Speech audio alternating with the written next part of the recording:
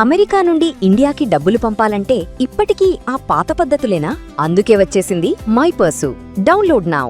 Online మోసాల గురించి చెప్తే ప్రతి ఒక్కరి గుండె గుబేల్మనేటువంటి పరిస్థితి. ఎప్పుడు ఏ రకంగా మోసపోతామో అర్థం కాదు. అలానే క్రెడిట్ కార్డులకి సంబంధించి ఎలాంటి పేమెంట్ జరిగినా కానీ, అది ఒకవేళ మోసం అయినా లేదా బై మిస్టేక్ జరిగినా కానీ, సాఫ్ట్వేర్లో లోపాల వలన జరిగినా కానీ 7 రోజుల వరకు నిరీక్షించాల్సినటువంటి పరిస్థితి ఉంటుంది రిఫండ్ రావాలంటే. ఇప్పుడు ఆర్బీఐ కొత్త గైడ్ లైన్స్ ఇచ్చింది. 2027 జనవరి 1 నుంచి ఇవి అమల్లోకి రాబోతున్నాయి.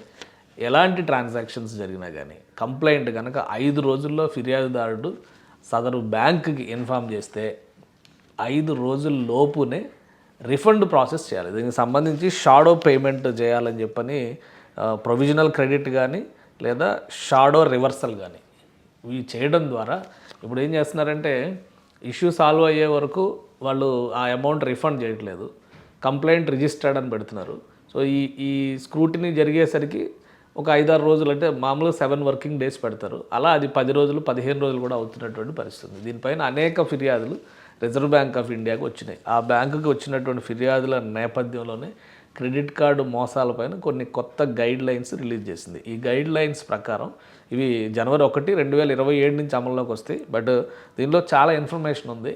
కంపల్సరీ క్రెడిట్ కార్డు వినియోగదారులకు ఉపయోగపడేటువంటి అంశం అన్నమాట ఇది. ఒకవేళ సాఫ్ట్వేర్ లోపంతో గనక ఏదైనా బ్యాంకుకి సంబంధించి కానీ ఫైనాన్షియల్ ఇన్స్టిట్యూషన్కి సంబంధించినటువంటి సాఫ్ట్వేర్ లోపం వలన కనుక క్రెడిట్ కార్డు పైన ఎక్కువ ఛార్జీలు పడినా, ఇతర ఫీజులు ఏదైనా వసూలు చేస్తున్నట్టు ఆర్బీఐ దృష్టికి వచ్చినా కానీ కఠిన చర్యలు తీసుకునే అవకాశం ఉంటుందని హెచ్చరించింది.